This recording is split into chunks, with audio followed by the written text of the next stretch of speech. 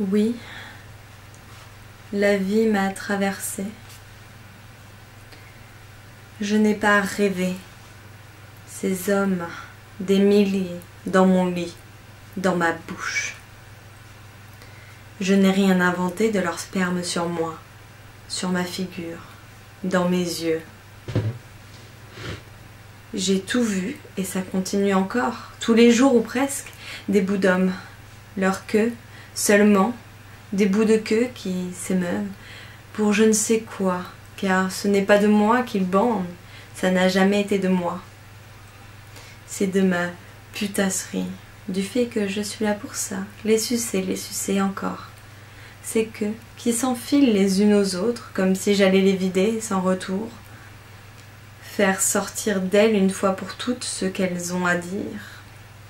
Et puis, de toute façon, je ne suis pour rien dans ces épanchements.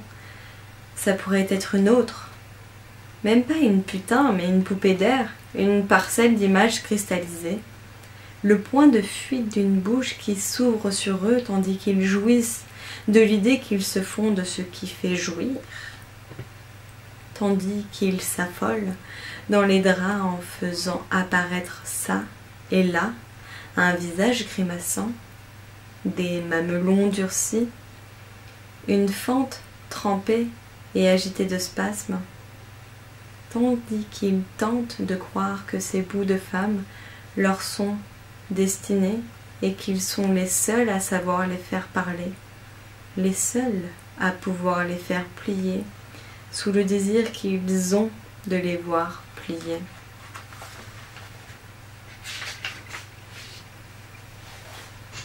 Et ce n'est pas ma vie qui m'anime, c'est celle des autres. Toujours chaque fois que mon corps se met en mouvement, un autre l'a ordonné, l'a secoué, un autre a exigé de moi de prendre le pli, agenouillé en petit chien ou béant sur le dos, mon corps réduit à un lieu de résonance. Et les sons qui sortent de ma bouche ne sont pas les miens.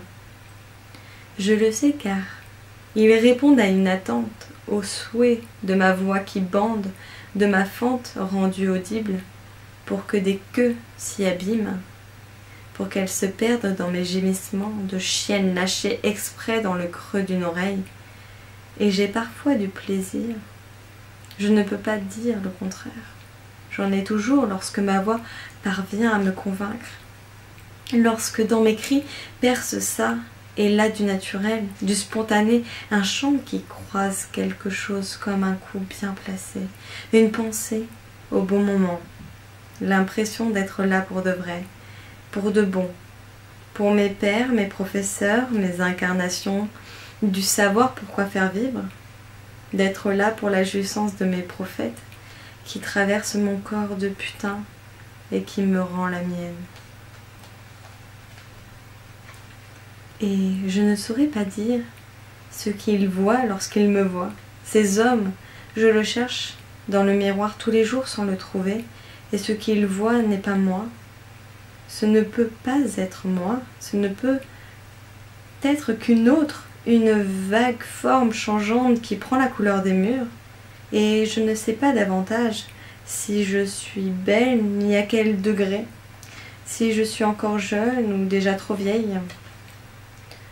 On me voit sans doute comme on voit une femme au sens fort, avec des seins présents, des courbes et un talent pour baiser, et un talent pour baisser les yeux.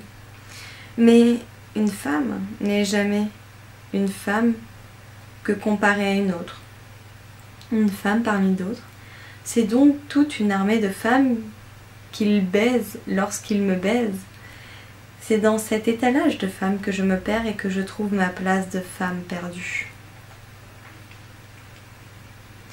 Et pendant ce temps, de me donner à qui veut payer, je m'occupe à ce qui me rend femme, à cette féminité qui fait ma renommée.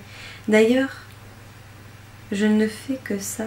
Dans ce domaine, je peux affirmer que je réussis. Et ça ne résulte pas tant d'une pratique, ni d'une technique, mais d'une souplesse infinie, que j'ai et qui m'avale lorsqu'elle n'est pas supportée par les coups ou les caresses. Oui, je dis que la féminité est une souplesse qui n'en finit plus et qui s'épuise à force de ne pas se soutenir elle-même. Et si toujours je m'effondre partout dans les situations les plus diverses, dans l'appréhension, la joie, l'ennui, c'est que même assise ou couchée, jamais je ne pourrai l'être assez pour toucher le fond de ma chute. Il faudrait que je tombe en bas de ma chaise, en bas de mon lit. Il faudrait que s'ouvre le sol pour que je puisse dévaler infiniment vers les profondeurs de la terre, encore plus loin, descendre ainsi en laissant derrière moi mes bras, mes jambes, ma tête, toutes ces parties dont l'enchevêtrement me noue comme femme et ne substituerait à la fin qu'un cœur de princesse libérée de ses langes, petit bout de royaume poursuivant sa trajectoire dans l'espoir de déboucher sur un ciel ignoré des hommes. Oui, j'imagine déjà ce cœur qui palpite sur lui-même, pour lui-même, sans rien à faire tenir, cœur inutile, mais plein.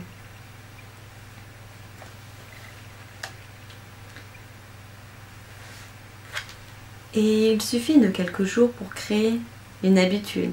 Quelques mois à putasser ici et là avec Monsieur Tout-le-Monde dans un meublé sur Dr. Plainfield où je me rends chaque matin ou presque, de 2 ou 3 clients pour comprendre que voilà, c'est fini, que la vie ne sera plus jamais ce qu'elle était. Il a suffi d'une seule fois pour me trouver prise dans la répétition d'une queue dressée sur laquelle je bute encore, ici dans cette chambre. Le petit soldat mécanique qui n'a pas la notion des murs, qui continue sa marche vers la mort même tombée sur le côté, les pieds dans le vide. Mais quelle ténacité et quelle conviction! Et là, toujours, je poursuis ma jacasserie dans ma tête, dans les larmes sans tristesse qui glissent sur les queues qui fouillent ma gorge, dans l'attente de l'orgasme et même après, dans l'apprêté du sperme que je n'ai pas su ne pas prendre dans ma bouche. Il faut bien que je fasse mon travail. D'ailleurs, le plus souvent, rien n'annonce la décharge. Ils font le mort, ils font comme s'ils n'attendaient plus rien, comme s'ils renonçaient pour un plaisir plus durable, et ça arrive toujours dans ces moments morts. Lorsqu'ils sont morts sans bruit ni secousse, à ma grande joie tout de même, car c'est fini. Ça marque la fin de tout, la gymnastique, la feinte, les larmes, la souplesse, et quelquefois je dois le faire une deuxième fois, de préférence une sodomie, alors on me caresse pour me préparer du bout des doigts ou avec la langue. Et je ne peux que céder, car ni la perspective de la douleur, ni celle du dégoût ne saurait renverser chez eux la certitude du plaisir que j'y trouve. Et je dis non, et ils disent oui, et je dis ça fait mal, et ils disent j'y vais doucement, tu verras, ça fait du bien. Mais oui, c'est vrai, ça fait du bien, ça fait mal doucement, et que vous, cette presque douleur à côté de leur joie, qu'est-ce qu'avoir mal lorsqu'on est moi? Qu'est-ce que vouloir penser ou décider lorsqu'on est perdu, lorsqu'on est pendu à tous les coups, à toutes les queues, les pieds dans le vide? Le corps emporté par cette force qui me fait vivre et qui me tue à la fois. Et si je ne sais pas crier ni gesticuler en dehors du lit, en dehors de la demande, alors peut-être des mots, ces mots pleins de mon cri, qui pourront les frapper tous. Et plus encore, le monde entier, les femmes aussi, car dans ma putasserie, c'est toute l'humanité que je répudie, mon père, ma mère et mes enfants si j'en avais, si je pouvais en avoir, j'allais oublier que je suis stérile, incendiée, que tout le sperme du monde n'arriverait pas à éveiller quoi que ce soit en moi. Et pour le moment, je suis parfaitement faite, avec mes 20 ans et mes yeux bleus, mes courbes et mon regard par en dessous, mes cheveux blonds, presque blanc à force d'être blond. Mais la vie ne prend pas dans tout cas. Alors comment marcher sans m'effondrer sous les regards qui me dardent, des regards qui me renvoient à ce que je n'arrive pas à voir dans les miroirs. Ces miroirs traqueurs dans les boutiques et les cafés, partout des miroirs pour plus de présence, et moi, parmi eux, je n'existe plus. Des gens circulent autour de moi sans me voir. Mon sexe n'apparaît pas avec suffisamment de netteté. Je suis une femme qui n'est pas suffisamment maquillée. Non, il faut une parure, une seconde couche pour venir s'ajouter à ce que je ne saurais être sans artifice. Et tous voient bien que je suis une femme, mais je dois le montrer encore une fois pour que personne ne se trompe, pour que jamais ne soit vu ce qui n'a pas été paré, le corps brut, déchu de ce qui fait de lui un vrai corps de femme. Un corps qui cherche à faire bander par la marque des soins qu'il porte, par un habillement qui le dénude, par une bouche fardée qui s'ouvre et qui se referme, des seins sur le point de jaillir d'un corset, des cheveux qui font voler leurs boucles et qui n'en finissent pas de voler, car dès qu'ils s'arrêtent, on oublie ce qu'ils viennent recouvrir, des épaules et un dos qui offrent la promesse des envers, une poitrine corsetée dont le surgissement prochain est sans cesse reporté.